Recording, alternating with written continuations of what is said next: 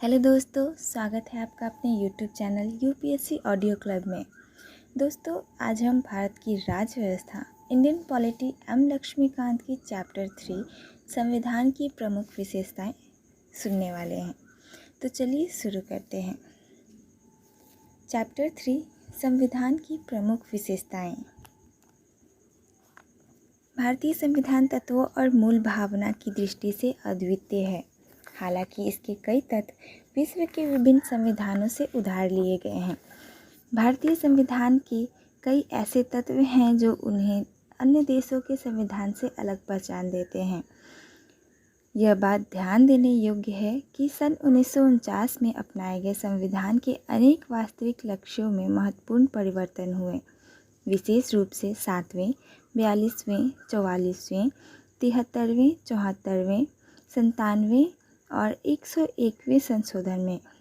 संविधान में कई बड़े परिवर्तन करने वाले 42वें संविधान संशोधन अधिनियम 1976 को मिनी कॉन्स्टिट्यूशन कहा जाता है। हालांकि केशवानंद भारती मामले 1973 में सर्वोच्च न्यायालय ने व्यवस्था दी थी कि अनुच्छेद 368 के तहत संसद को मिली संवैधानिक शक्ति संविधान के मूल ढांचे को बदलने की अनुमति नहीं देती। संविधान की विशेषताएं। संविधान के वर्तमान रूप में इसकी विशेषताएं निम्नलिखित हैं। पहला, सबसे लंबा लिखित संविधान। संविधान को दो वर्गों में विभाजित किया जाता है, लिखित जैसे अमेरिकी संविधान और अलिखित जैसे ब्रिटेन का संविधान। भारत का संविधान विश्व का सबसे लंबा लिखित संविधान है। यह बहुत बृहद, समग्र और विस्तृत दस्तावेज है। मूल रूप से संविधान में प्रस्तावना 395 अनुच्छेद और 8 अनुसूचियां थीं। वर्तमान में इसमें एक प्रस्तावना, 470 अनुच्छेद और 12 अनुसूचियां हैं। सन 1951 से हुए विभिन्न संशोधनों ने करीब 20 अनुच्छेद व एक भाग को हटा दिया गया और इसमें करीब 95 अनुच्छेद, 4 भागों और 4 अनुसूचियों को जोड़ा गया। विश्व के किसी अन्य संविधान में इतने अनुच्छेद और अनुसूचियां नहीं हैं। भारत के संविधान को विस्तृत बनाने के पीछे निम्न 4 कारक हैं। भौगोलिक कारण, भारत का विस्तार और विविधता। ऐतिहासिक, इसके उदाहरण के रूप में भारत शासन अधिनियम 1935 के प्रभाव को देखा जा सकता है। यह अधिनियम बहुत विस्तृत था। जम्मू कश्मीर को छोड़कर केंद्र और राज्यों के लिए एकल संविधान। संविधान सभा में कानून विशेषज्ञों का प्रभुत्व। संविधान में न सिर्फ शासन के मौलिक सिद्धांत बल्कि विस्तृत रूप में प्रशासनिक प्रावधान भी विद्यमान हैं। इसके अतिरिक्त अन्य आधुनिक लोकतंत्रों में जिन मामलों को आम विधानों अथवा स्थापित राजनीतिक परिपाटी को पर छोड़ दिया गया है, उन्हें भी भारत के संवैधानिक दस्तावेज में शामिल किया गया है। दूसरा, विभिन्न स्रोतों से विहित। भारत के संविधान ने अधिकतर उपबंध विश्व के कई देशों के संविधानों और भारत शासन अधिनियम 1935 के उपबंधों से लिए हैं। डॉक्टर अंबेडकर ने गर्व के साथ घोषणा की थी कि भारत के संविधान का निर्माण विश्व के विभिन्न संविधानों को छानने के बाद किया गया है। संविधान का अधिकांश ढांचागत हिस्सा भारत शासन अधिनियम 1935 से लिया गया है। संविधान का दार्शनिक भाग क्रमशः अमेरिका और आयरलैंड से प्रेरित है। भारतीय संविधान को राजनीतिक भाग का अधिकांश हिस्सा ब्रिटेन के संविधान से लिया गया है। संविधान के अन्य प्रावधान Canada, Australia, Germany, USSR, France, दक्षिण अफ्रीका, जापान इत्यादि देशों के संविधानों से लिए गए हैं। भारत के संविधान पर सबसे बड़ा प्रभाव और भौतिक सामग्री का स्रोत भारत सरकार अधिनियम 1935 रहा है। संघीय व्यवस्था, न्यायपालिका, राज्यपालिका, आपातकालीन अधिकार, लोक सेवा आयोग और अधिकतर प्रशासनिक विवरण इसी से लिए गए हैं। संविधान के आधे से अधिक प्रावधान या तो 1935 के अधिनियम के समान हैं या फिर इससे मिलते जुलते हैं। तीसरा, नम्यता एवं अनम्यता का समन्वय। संविधानों को नम्यता और अनम्यता की दृष्टि से भी वर्गीकृत किया जाता है। कठोर या अनम्य संविधान उसे माना जाता है जिनमें संशोधन करने के लिए विशेष प्रक्रिया की आवश्यकता हो। उदाहरण के लिए अमेरिकी संविधान।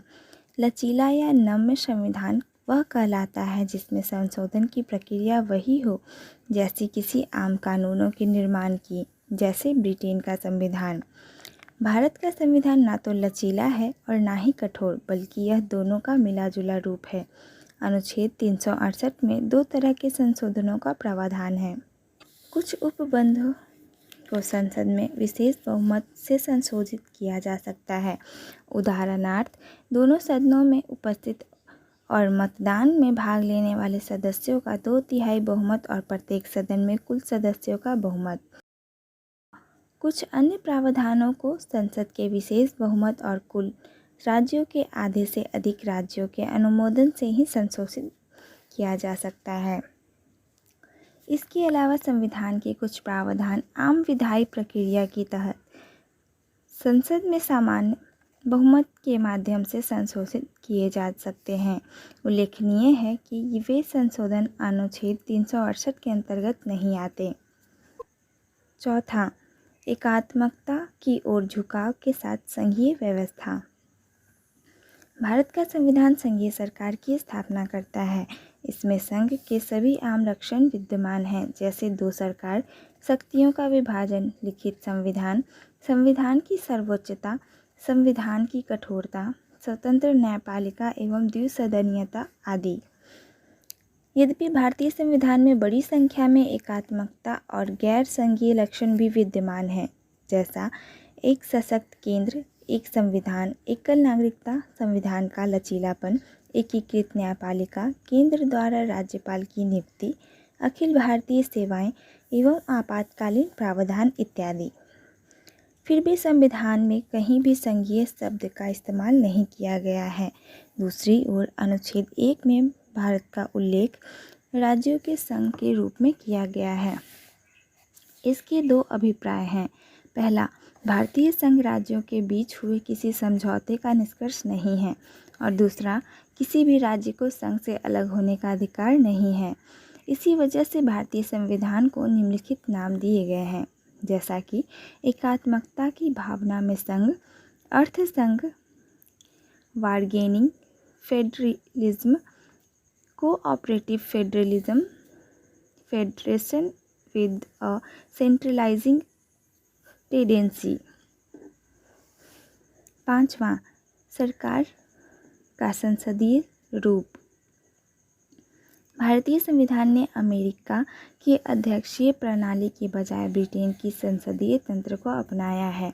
संसदीय व्यवस्था विधायिका और कार्यपालिका के मध्य समन्वय व सहयोग के सिद्धांत पर आधारित है, जबकि अध्यक्षीय प्रणाली दोनों के बीच शक्तियों के विभाजन के सिद्धांत पर आधारित है। संसदीय प्रणाली को सरकार के वेस्टमिंस्टर रूप में उत्तरदायी सरकार और मंत्रिमंडलीय सरकार के नाम से भी जाना जाता है। संविधान केवल केंद्र में ही नहीं बल्कि राज्य में भी संसदीय प्रणाली की स्थापना करता है। भारत में संसदीय प्रणाली की विशेषताएं निम्नलिखित हैं। वास्तविक व नाम मात्र की कार्यपालिकाओं की उपस्थिति, बहुमत वाले दल की सत्ता, विधायिका के समक्ष कार्यपालिका की संयुक्त जवाबदेही, विधायिका में मंत्रियों की सदस्यता, प्रधानमंत्री या मुख्यमंत्री का नेतृत्व, निचले सदन का विघटन। हालांकि भारतीय संसदीय प्रणाली बड़े पैमाने पर ब्रिटिश संसदीय प्रणाली पर आधारित है, फिर भी दोनों में कुछ मूलभूत अंतर हैं। उदाहरण के लिए, ब्रिटिश संसद की तरह भारतीय संसद संप्रभु नहीं है। इसके अलावा भारत की प्रधान निर्वाचित व्यक्ति होता है, जबकि ब्रिटेन में उत्तराधिकारी व्यवस्था है। किसी भी संसदीय व्यवस्था में, चाहे वह भारत की हो अथवा ब्रिटेन की, प्रधानमंत्री की भूमिका अत्यंत महत्वपूर्ण हो गई है, जैसा कि राजनीति के जानकार इसे प्रधानमंत्रीय सरकार का नाम देते हैं। छठा, संसदीय संप्रभुता एवं न्यायिक सर्वोच्चता में समन्वय। संसद की संप्रभुता का नियम ब्रिटिश संसद से जुड़ा हुआ है, जबकि न्यायपालिका की सर्वोच्चता का सिद्धांत अमेरिका के सर्वोच्च न्यायालय से लिया गया है। जिस प्रकार भारतीय संसदीय प्रणाली ब्रिटिश प्रणाली से भिन्न है, ठीक उसी प्रकार भारत में सर्वोच्च न्यायालय की न्यायिक समीक्षा शक्ति अमेरिकी सर्वोच्च न्यायालय से कम है। ऐसा इसलिए क्योंकि अमेरिका संविधान में विधि की नियत प्रक्रिया का प्रावधान है, जबकि भारतीय संविधान में विधि द्वारा स्थापित प्रक्रिया का प्रावधान है। इसलिए भारतीय संविधान निर्माताओं ने ब्रिटेन की संसदीय संप्रभुता और अमेरिका की न्यायपालिका सर्वोच्चता के बीच उचित संतुलन बनाने को प्राथमिकता दी। एक ओर जहां सर्वोच्च न्यायालय अपनी न्यायिक समीक्षा की शक्तियों के तहत संसदीय कानूनों को असंवैधानिक घोषित कर सकता है, वहीं दूसरी ओर संसद अपनी संवैधानिक शक्तियों के बल पर संविधान के बड़े भाग को संशोधित कर सकती है। 7वां, एकीकृत व स्वतंत्र न्यायपालिका। भारतीय संविधान एक ऐसी न्यायपालिका की स्थापना करता है जो अपने आप में एकीकृत होने के साथ साथ स्वतंत्र है। भारत की न्याय व्यवस्था में सर्वोच्च न्यायालय शीर्ष पर है। इसके नीचे राज्य स्तर का उच्च न्यायालय है। राज्यों में उच्च न्यायालय के नीचे क्रमवार अधीनस्थ न्यायालय है, जैसे जिले अदालत व अन्य निचली अदालतें। न्यायालयों का एकल तंत्र कानून केंद्रीय कानूनों के साथ साथ राज्यों कानूनों को लागू करता है। हालांकि अमेरिका में संघीय कानूनों को संघीय न्यायपालिका और कानून को राज्य न्यायपालिका लागू करती है। सर्वोच्च न्यायालय संघीय अदालत है। यह शीर्ष न्यायालय है जो नागरिकों के मौलिक अधिकारों की रक्षा की गारंटी देती है और संविधान का संरक्षक है।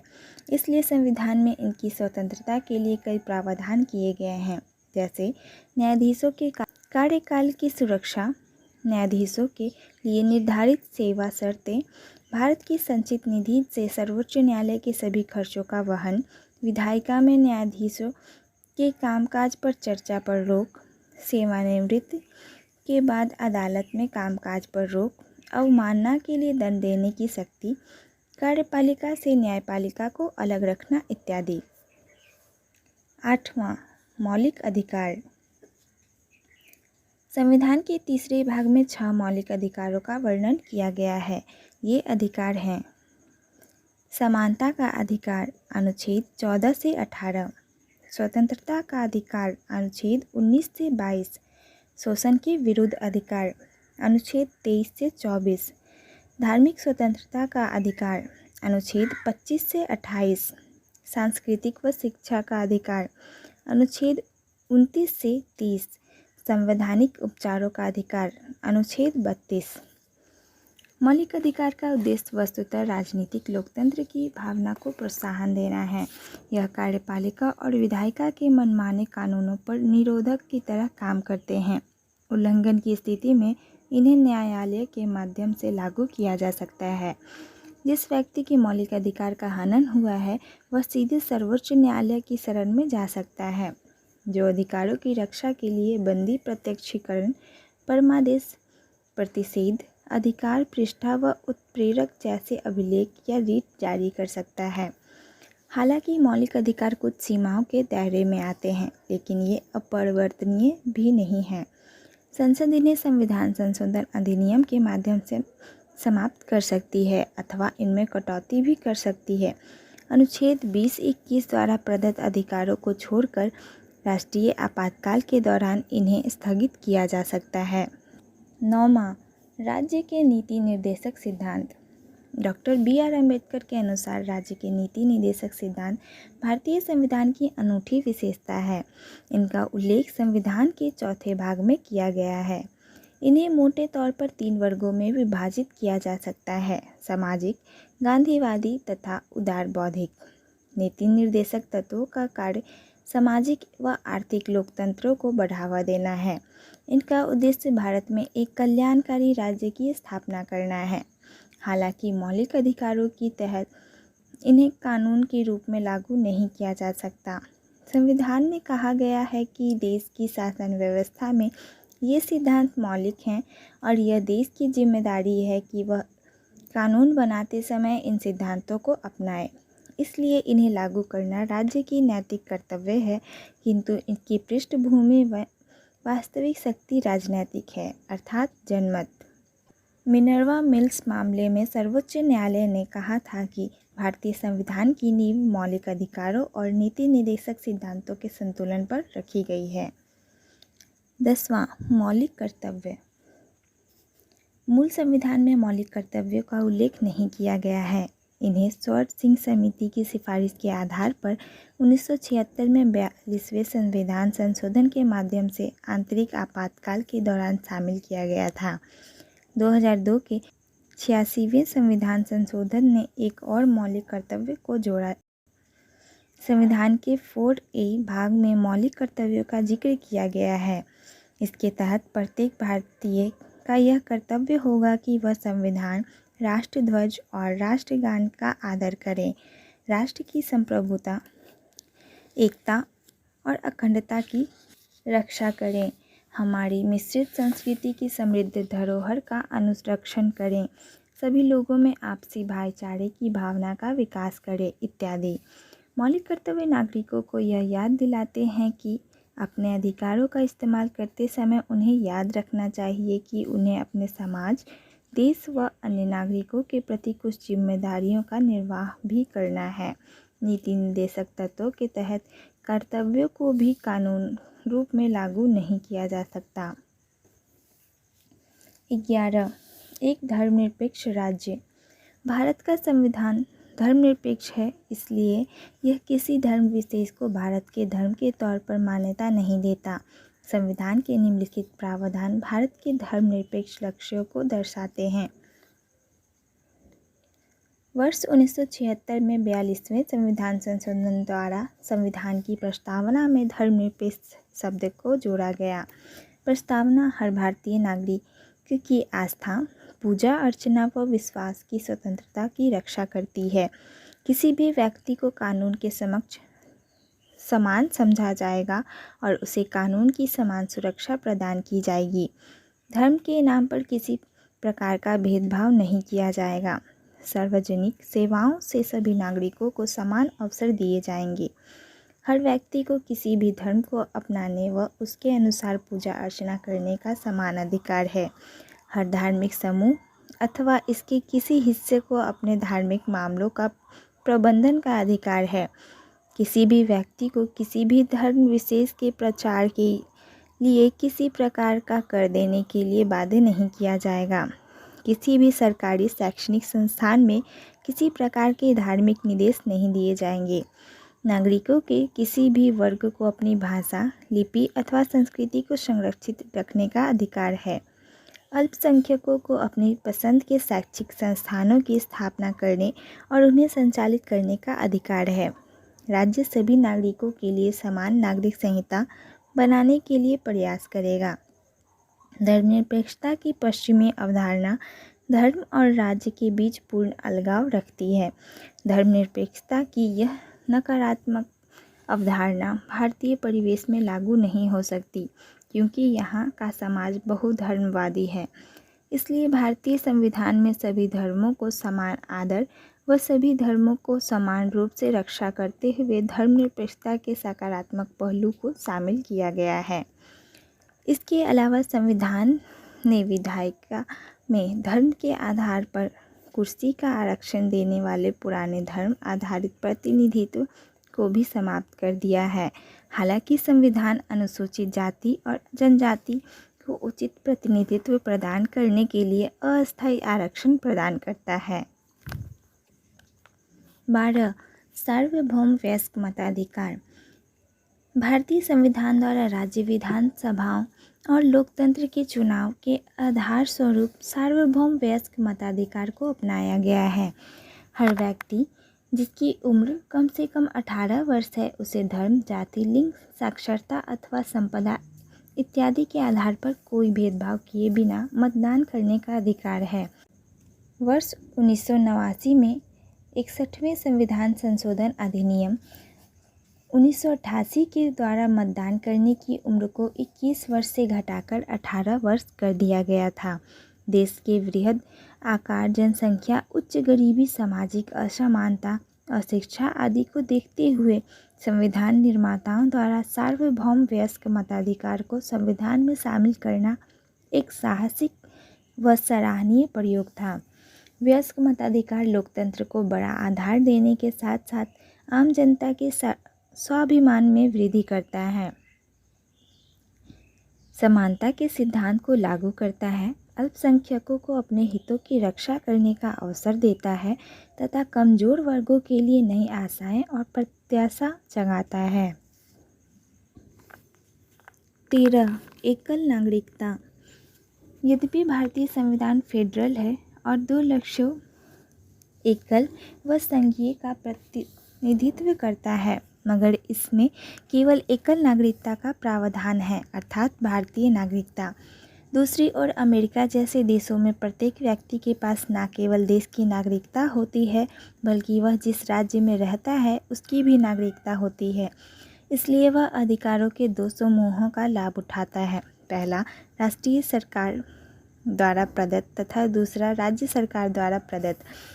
भारत में सभी नागरिकों को, चाहे वे किसी भी राज्य में पैदा हुए या रहते हों, संपूर्ण देश में नागरिकता के समान राजनीतिक और नागरिक अधिकार प्राप्त होते हैं और उनमें कोई भेदभाव नहीं किया जाता।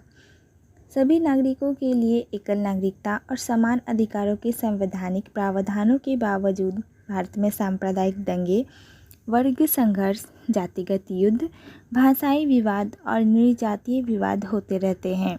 इसका अर्थ यह है कि संविधान के निर्माताओं ने एकीकृत और संगठित भारत राष्ट्र के निर्माण का जो सपना देखा था वह पूरी तरह पूरा नहीं हो पाया है। 14. स्वतंत्र निकाय। भारतीय संविधान न केवल विधायिका, कार्यपालिका व सरकार तथा न्यायिक अंग ही उपलब्ध कराता है, बल्कि यह कुछ स्वतंत्र निकायों की स्थापना भी करता है।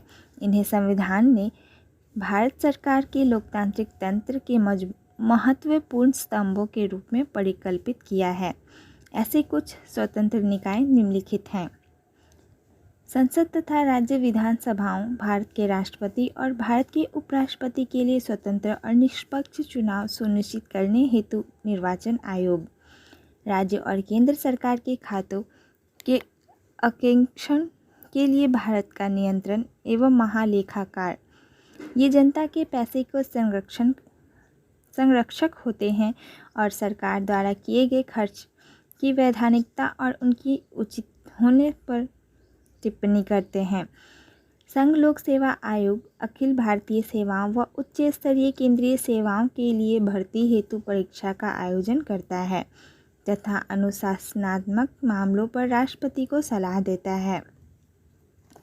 राज्य लोक सेवा आयोग, जिसका काम हर राज्य में राज्य की सेवा के लिए भर्ती हेतु परीक्षाओं का आयोजन करना व अनुशासनात्मक मामलों पर राज्यपाल को सलाह देना है। विभिन्न प्रावधानों यथा कार्यकाल की सुरक्षा, निर्धारित सेवा शर्तें, भारत की संचित निधि पर भारतीय विभिन्न व्यय आदि के माध्यम से संविधान इन निकायों की स्वतंत्रता सुनिश्चित करता है।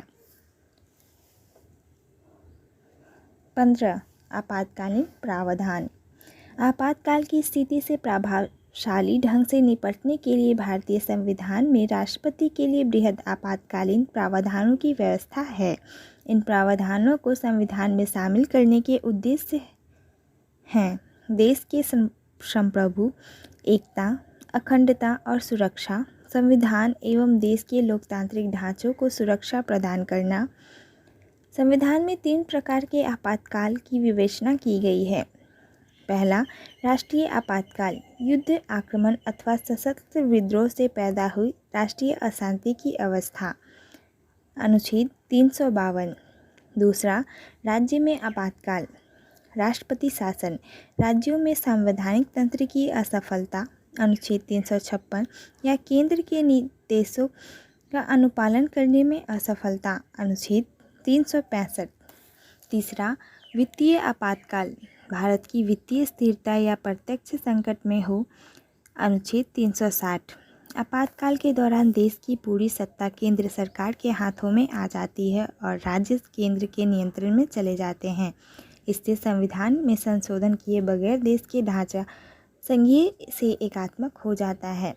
राजनीतिक तंत्र की संघीय से एकात्मक में परिवर्तन होना भारतीय संविधान का एक अद्वितीय विशेषता है। 16. त्रिस्तरीय सरकार। मूल रूप से अन्य संघीय संविधानों की तरह भारतीय संविधान में 2 स्तरीय राज्य व्यवस्था, केंद्र व राज्य और संगठन के संबंध में प्रावधान तथा केंद्र एवं राज्यों की शक्तियां अंतर्विष्ट है। बाद में 1992 में 73वें एवं 74वें संविधान संशोधन ने 3 स्तरीय सरकार का प्रावधान किया गया, जो विश्व की किसी और संविधान में नहीं है। संविधान में एक नए भाग 9वें एवं नई अनुसूची 11वीं जोड़कर वर्ष 1992 के 73वें संविधान संशोधन के माध्यम से पंचायतों के संवैधानिक मान्यता प्रदान की गई। इसमें एक नया भाग 9 जोड़ा गया। इसी प्रकार 74वें संविधान संशोधन विधेयक 1992 ने एक नए भाग 9A तथा अनुसूची 12वीं को जोड़कर नगर पालिकाओं को संवैधानिक मान्यता प्रदान की। 17. सरकारी समितियां।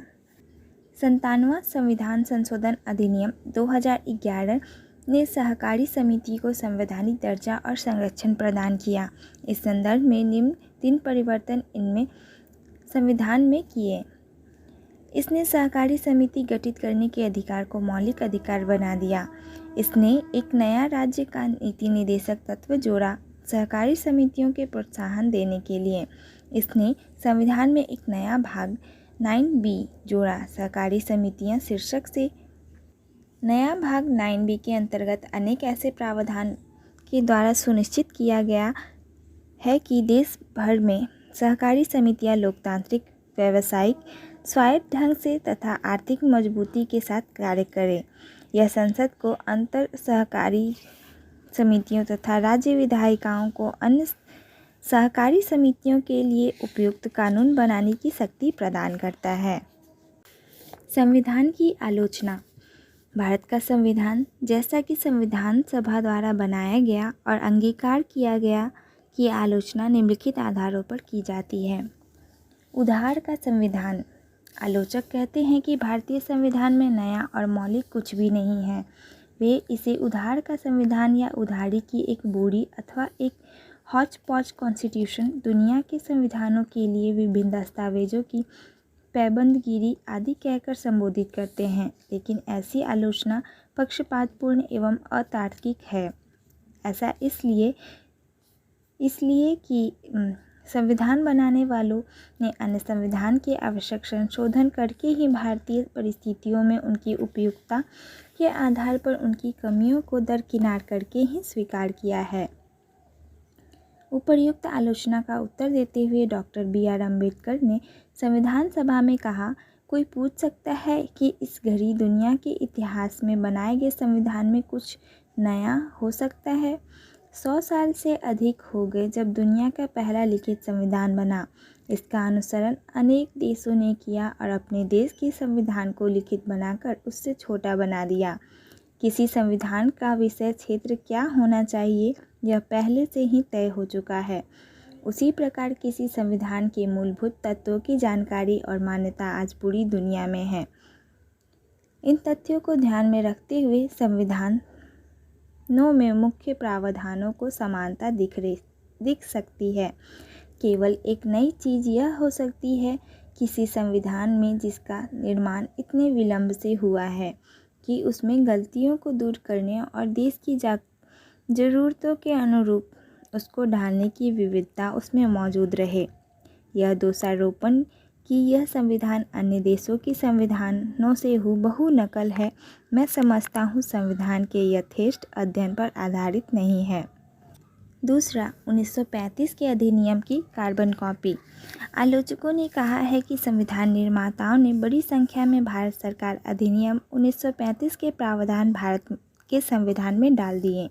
इससे संविधान 1935 के अधिनियम की कार्बन कॉपी बनकर रह गया है या फिर उसका ही संशोधित रूप। उदाहरण के लिए एन श्रीनिवासन का कहना है कि भारतीय संविधान भाषा और वस्तु दोनों ही की तरह से 1935 के अधिनियम की नकल है। उसी प्रकार सर आइवर जेनिंग्स ने कहा कि संविधान भारत सरकार अधिनियम 1935 से सीधे निकलता है, जहां से वास्तव में अधिकांश प्रावधानों के पाठ बिल्कुल उतार लिए गए हैं। पुनः PR देशमुख संविधान सभा के सदस्य ने टिप्पणी की कि संविधान अनिवार्यत भारत सरकार अधिनियम 1935 ही है, बस वयस्क मताधिकार उसमें जुड़ गया है। उपर्युक्त आलोचकों का उत्तर संविधान सभा में BR अम्बेडकर ने इस प्रकार दिया। जहाँ तक इस आरोप की बात है कि प्रारूप समिति में भारत सरकार अधिनियम 1935 का अच्छा खासा हिस्सा शामिल कर लिया गया है, मैं क्षमा याचना नहीं करूँगा। उधार लेने में कुछ भी लज्जास्पद नहीं है, इसमें साहित्यिक चोरी शामिल नहीं है। संविधान के मूल विचारों पर किसी का एकस्व अधिकार नहीं है। मुझे खेद इस बात के लिए है कि भारत सरकार अधिनियम 1935 से लिए गए प्रावधान अधिकतर प्रशासनिक विवरणों से संबंधित है।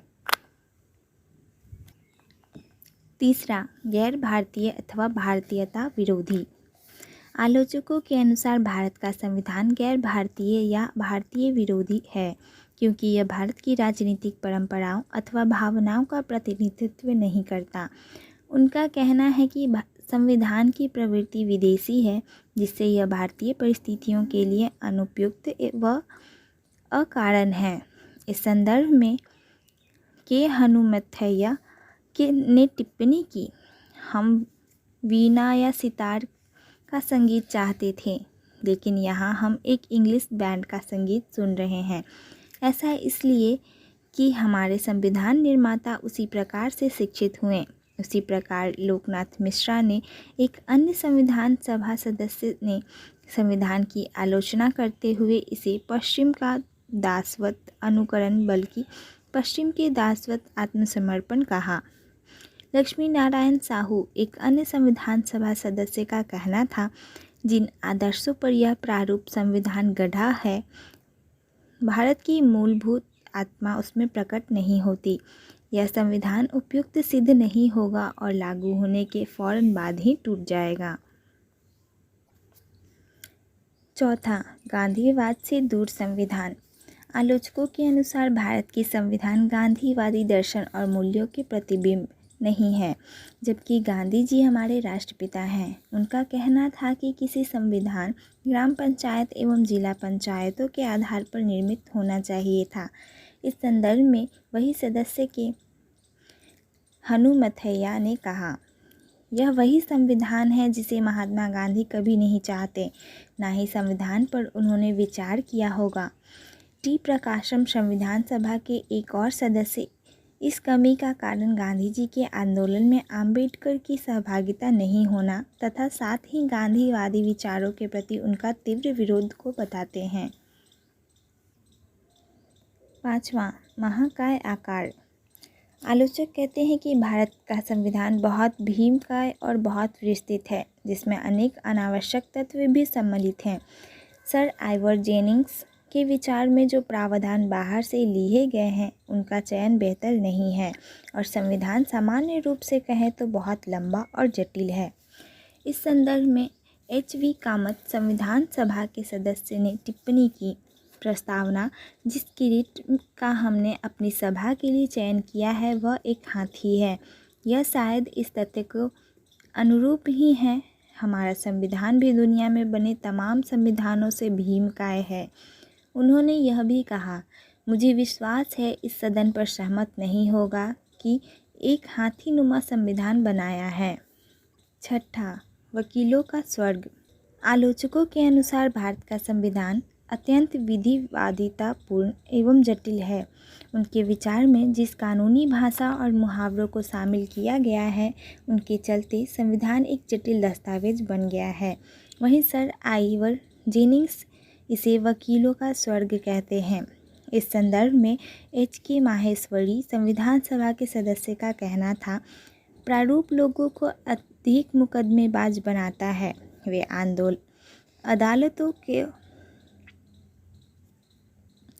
अदालतों की ओर अधिक उन्मुख होंगे। वे कम सत्यनिष्ठ होंगे और सत्य और अहिंसा के तरीकों का पालन वे नहीं करेंगे। यदि ऐसे में मैं कहूँ तो यह प्रारूप वास्तव में वकीलों का स्वर्ग है। यह वाद या मुकदमों की व्यापक संभावना खोलता है और हमारे योग्य और बुद्धिमान वकीलों को हाथ में बहुत सारा काम देने वाला है। उसी प्रकार संविधान सभा के एक अन्य सदस्य PR देशमुख ने कहा, मैं यह कहना चाहूँगा कि सदन के समक्ष डॉक्टर VR अम्बेडकर ने जो अनुच्छेदों का प्रारूप प्रस्तुत किया है, मेरी समझ में यह अत्यंत भारी भरकम है, जैसा कि एक भारी भरकम जिल्द वाला विधि ग्रंथ हो। संविधान से संबंधित कोई दस्तावेज इतना अधिक अनावश्यक विस्तार और शब्दाडंबर का इस्तेमाल नहीं करता। शायद उनके लिए ऐसे दस्तावेज तैयार करना कठिन था, जिसे मेरी समझ से एक विधि ग्रंथ नहीं बल्कि एक सामाजिक राजनीतिक दस्तावेज होना था, एक जीवंत स्पंदयुक्त जीवनदायी दस्तावेज। लेकिन हमारा दुर्भाग्य कि ऐसा नहीं हुआ और हम शब्दों और शब्दों से लद गए हैं, जिन्हें बहुत आसानी से हटाया जा सकता था। दोस्तों, अगर हमारी यह कोशिश आपकी तैयारी में ज़रा सा भी योगदान दे रहा हो तथा आपको यह ऑडियो लेक्चर अच्छा लग रहा हो, तो कृपया हमारे चैनल को सब्सक्राइब करें, हमारे वीडियोस को लाइक और शेयर करें, साथ ही बेल आइकन को प्रेस कर लें ताकि हमारे द्वारा डाला गया हर एक वीडियो का नोटिफिकेशन सबसे पहले आप तक पहुंचे। मिलते हैं अगले दिन अगले चैप्टर के साथ। तब तक के लिए तैयारी को मजबूत बनाते रहें। धन्यवाद।